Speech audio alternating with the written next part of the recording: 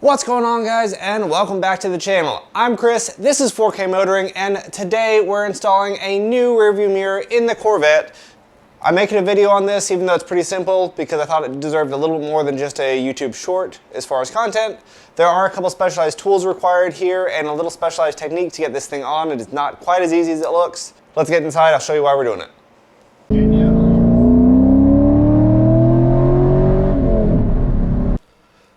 So as you guys can see behind me, this mirror has lost its trim bezel around the bottom. It split on both sides. It had a crack in it, I guess because this mirror is kind of under tension that keeps it in the wide angle configuration it is.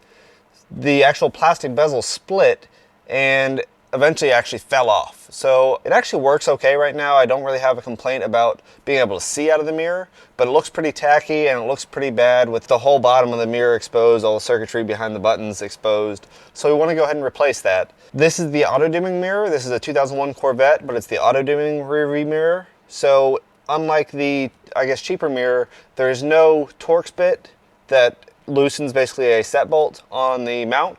There's a spring clamp, and that requires a specialized tool to get to it and not break your windshield. This is the tool from Lyle. It is the 60400 mirror removal wrench, and as you can see by the little display there, that is exactly what's needed to remove the mirror. Those are the instructions included with it. Pretty simple to follow. I've seen people that try and use screwdrivers and picks, that sort of thing, to get these mirrors off, to get these spring clamps off. They do require kind of even pressure around the mirror, and I've seen a lot of people put pressure points on their windshield and actually shatter their windshield while doing this. So make sure you have the right tool before you do this job. So if we're looking at the mirror from the back, what we see is this metal part right here, the gray part, is actually what is mounted to the windshield. This is a removed piece from, I guess, another car. And this would have been the glue or the adhesive that held it to the windshield. So this is the lug that remains attached to the windshield, and there's a little spring clamp right on the bottom that we have to depress with a couple little tabs on it to be able to get this thing to slide out.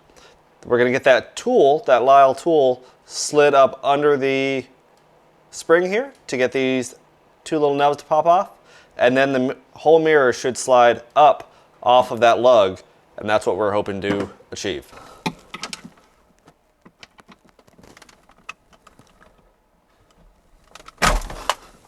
All right, there we go. So this is a tight little spring, but it is not very long. So as soon as you get it moving, it comes right off. And all that's clearing up, so it looks like we did an okay job. One thing I noticed with this tool is that if you insert it all the way, there's two lips on both sides that it'll catch and not pull down. So you really have to get it just on the back of this clip to be able to push down that spring, and it works pretty well.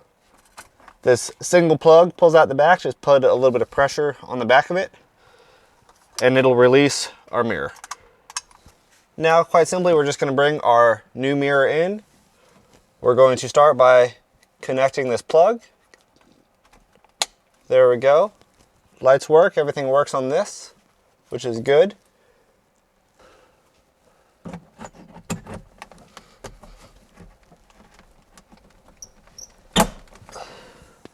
There we go, a little bit of forward pressure, and our mirror is in. So our new mirror is in. It looks a whole lot better. This was definitely worth doing. I was able to get the mirror on eBay, and it was not very expensive. I think it was like 50 bucks for a new mirror, which I think was fair. It is obviously a takeoff from an older vehicle, but it is in good condition. That Lyle tool to get the mirror off is a must-have. Basically, I couldn't get anything else to work quite as well.